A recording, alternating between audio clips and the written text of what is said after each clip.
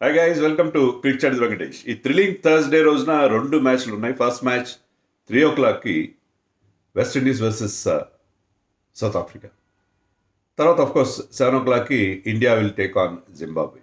2 మ్యాచ్లు కూడా మీరు నేను ఇంట్రెస్ట్గా చూస్తాం. ఎందుకంటే సౌత్ ఆఫ్రికా వెస్టిండీస్ మీద గెలవడం కూడా మనకు చాలా ఇంపార్టెంట్. ఎందుకంటే సౌత్ ఆఫ్రికా కనుక తమ remaining 2 matches against West Indies and Zimbabwe గెలిచేస్తే మనకి నెట్ రన్ రేట్తో ఇబ్బంది ఉండదు. All we have to do is win our matches against West Indies and Zimbabwe. అంతే కదా. సో అందుకని డెఫినెట్గా ఫస్ట్ మ్యాచ్ కూడా మనం ఇంట్రెస్ట్గా చూస్తాం between west Indies and south Africa. ఇక మన మ్యాచ్ విషయానికి వచ్చేసరికి మరి ఒక డిఫీట్ ఎంత మొత్తం సబ్ కుచ్ ఉల్టా పుల్టా అంటారా, ఇట్లా మనం ఎంత ఇబ్బంది పెట్టిందంటే ఎప్పుడు లేనంత ఇబ్బంది పెట్టింది. మన అసిస్టెంట్ కోచ్ కూడా చెప్పాడు, బ్యాటింగ్ కోచ్ శితాంష్ కోటక్, 2 yearsలో వర్స్ట్ డిఫీట్. 2 yearsలో కాదు, one of the worst defeats. ఎందుకంటే ఇండియా ఇప్పుడున్న స్టేటస్ కానీ ఇప్పుడు ఆడుతున్న తీరుతో కంపేర్ చేస్తే 76 runs డిఫీట్ ఇప్పటికీ కూడా అది ఆ పెయిన్ అందాలు కనిపిస్తుంది.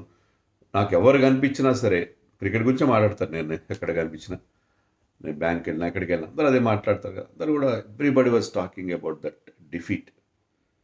76 runs డిఫీట్ ఏంటి మన పరిస్థితి, వెళ్తామా లేదా సెమీస్కి? అందరి నోట్లో అదే క్వశ్చన్, సెమీస్కి వెళ్తామా లేదా, ఏంటి పరిస్థితి అనేది అందరు అదే మాట్లాడుతున్నారు. But one bad defeat, one bad day at the office, అది మొత్తం మీ ఫార్చ్యూన్స్ అంతా మార్చేయలేదు. మళ్ళీ బౌన్స్ బ్యాక్ కావచ్చు. బౌన్స్ బ్యాక్ కావాల్సిన సరంజామా మన ఇండియన్ టీం దగ్గర ఖచ్చితంగా ఉంది. తగినంత మందుగుడ్డు సామగ్రి మన దగ్గర ఖచ్చితంగా మిగిలే ఉంది. ఒకే ఒక డిఫీట్ కదా. కానీ ఇన్ జనరల్ ఏంటంటే, మన వరల్డ్ కప్లో చూస్తుంది అంటే మన బ్యాటింగ్ డిడ్ నాట్ ఫైర్. మనం అనుకున్న స్థాయిలో మన బ్యాటింగ్ ఏ మాత్రం కనబడలేదు. మొదటి మ్యాచ్ నుంచి కూడా అదే పరిస్థితి మనం చూస్తున్నాం. 11 డక్అవుట్స్ ఉన్నాయి మన టీంలో. లాస్ట్ వరల్డ్ కప్లో మనం 6 డక్అవుట్స్ మాత్రం ఉంటాయి. ఈసారి ఇంకా హాఫ్వే త్రూ ది టోర్నమెంట్ ఉన్నాం మనం. 11 డక్స్, 11 డక్స్.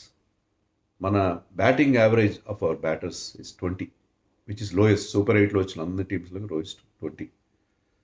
స్పిన్నర్స్కి దొరికిపోతున్నాం. 19 వికెట్స్ స్పిన్నర్స్ తీశారు మనకి అగేన్స్ట్. దాంట్లో 12 వికెట్లు ఆఫ్ స్పిన్నర్స్ తీశారు. 19 వికెట్స్లో 12 వికెట్లు ఆఫ్ స్పిన్నర్స్ తీశారు. అందుకే మన లెఫ్ట్ హ్యాండెడ్ బ్యాటింగ్ మనకు పెద్ద ఇబ్బందిగా మారిపోయింది. లెఫ్ట్ ఈజ్ రైట్ కాదు, లెఫ్ట్ ఈజ్ రాంగ్ అయిపోయింది. సో లెఫ్ట్ హ్యాండెడ్ బ్యాటర్స్ ఎక్కువైపోయారు మన టీంలో. తగ్గించాలని ఒక థింకింగ్ చాలా క్లియర్గా కనిపిస్తుంది. సో ఎన్నెన్నో కోర్స్ కరెక్షన్, చాలా మార్పులు చేయాలి. మొత్తం మీద మళ్ళీ మన బ్యాటింగ్ క్లిక్ కావాలి. సెల్ఫ్ డౌట్ వచ్చేసింది. అభిషేక్ శర్మ ఒక్కడే కాదు, మిగతా బ్యాటర్స్లో కూడా సెల్ఫ్ డౌట్. ఇదివరకు ఏంటంటే అట్ విల్ 4లు 6లు కొట్టేవాళ్ళు, బ్రహ్మాండంగా రెచ్చిపోయి ఆడేవాళ్ళు. అలాంటిది స్పిన్నర్స్కి అగేన్స్ట్గా అయితే మరీ దారుణమైన మన స్ట్రైక్ రేట్ 159 ఉంది ఇటీవల కాలంలో అగేన్స్ట్ స్పిన్నర్స్. ఈ వరల్డ్ కప్లో 120కి పడిపోయింది. స్ట్రైక్ రేట్ పడిపోయింది. స్పిన్నర్స్ ఆడలేకపోతున్నారు. స్లోయర్ వన్స్ కూడా, నాట్ ఓన్లీ స్పిన్, ఎవరైతే ఈవెన్ పేసర్స్ కూడా ఫింగర్స్ రోల్ చేసి చేంజ్ ఆఫ్ పేస్ చేస్తారో, బ్యాకప్ ది హ్యాండ్ బాల్స్ వేస్తారో, మీరు నార్మల్ పేస్లో వస్తే బాగానే ఆడుతున్నారు. ఎప్పుడైతే ఆ కటర్స్ వేస్తారో, స్లోయర్ వన్స్ వేస్తారో, దానికి ఆడడంలో ఇబ్బంది పడుతున్నారు. అంటే బ్యాడ్ హ్యాబిట్స్ వచ్చేసినాయి మనకి. వరుసగా మనం ఫ్లాట్ వికెట్స్ మీద ఆడి ట్రూ పిచ్చెస్ మీద ఆడి ఈ వరల్డ్ కప్లో అలాంటి పిచ్చెస్ దొరకపోయేసరికి మన వాళ్ళు స్ట్రగుల్ అవ్వడం చూస్తున్నాం. ఆ సెల్ఫ్ డౌట్, దాన్ని తీసేయాలి. ప్రాబ్లీ బెస్ట్ పిచ్ మనకి ఇంతవరకు ప్రతి పిచ్లో, అహ్మదాబాద్ పిచ్ కూడా టోటల్లీ బ్యాటింగ్ ఫ్రెండ్లీ ఏం కాదు, కానీ చెన్నైలో మనకి బెస్ట్ పిచ్ దొరికే అవకాశం ఉంది. Match venue Chennai Chepauk stadium. మామూలుగా ఇండియాలో అన్నింటిలోకి స్లో అండ్ లో వికెట్ ఏదంటే చెన్నై, స్పిన్కి అనుకూలించే వికెట్. కానీ ఇక్కడ అలా లేదు ఈసారి. వరల్డ్ కప్లో ఇక్కడ యావరేజ్ ఫస్ట్ ఇన్నింగ్స్ స్కోర్ 183 ఉంది. 173 అందరికంటే తక్కువ స్కోర్ చేసింది ఎవరంటే ఐ థింక్ యూఏఈ, కెనడా లాంటి టీమ్స్ 173. న్యూజిలాండ్కి అగేన్స్ట్గా కూడా వాళ్ళు ఫస్ట్ బ్యాటింగ్ చేసి 173 చేశారు. ఫస్ట్ ఇన్నింగ్స్ యావరేజ్ స్కోర్ 183 ఉందంటే మీరు అర్థం చేసుకోవచ్చు. నైట్ మ్యాచ్లో 197 ఒకసారి, 200 ఒకసారి వచ్చినట్టున్నాయి first innings scores. So night మ్యాచ్లో కానీ డే మ్యాచ్లో కానీ హై స్కోరింగ్గా ఉంది. 173 కంటే తక్కువ ఎవరు చేయలేదు ఇప్పటివరకు. 5-6 మ్యాచ్లు అయినాయి అక్కడ. సో ఇక్కడ హై స్కోరింగ్గా ఉంది చెన్నై పిచ్.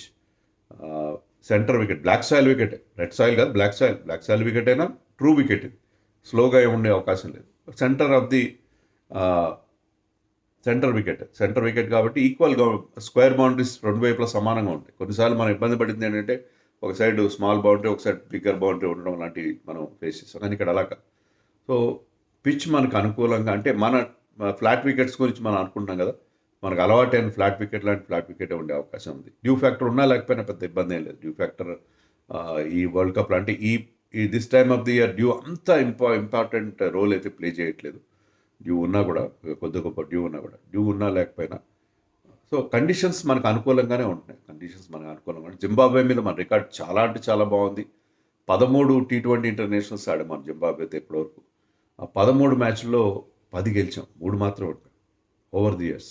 మనం ఆడింది చాలా తక్కువ.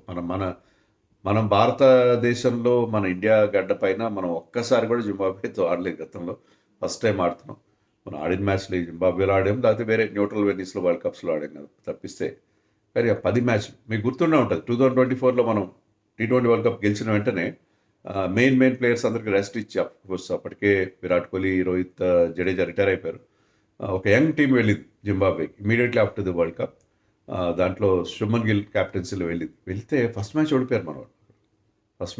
సికందర్ రజా ది హీరో 3 వికెట్స్ తీశాడు. బట్ ఆ తర్వాత 4 మ్యాచెస్, ఆ 5 మ్యాచ్ సిరీస్ తర్వాత 4 మ్యాచెస్ వరుసగా గెలిచి సిరీస్ గెలిచారు.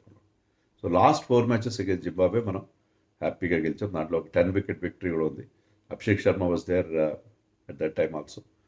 Sanju Samson was there. సంజు శాంసన్ కూడా ఒక మంచి నాక్ ఆడాడు. అభిషేక్ తన ఫస్ట్ సిరీస్ అభిషేక్ అది. సెకండ్ మ్యాచ్, ఫస్ట్ మ్యాచ్లో డక్అవుట్ అయ్యాడు అభిషేక్ ఆ సిరీస్లో.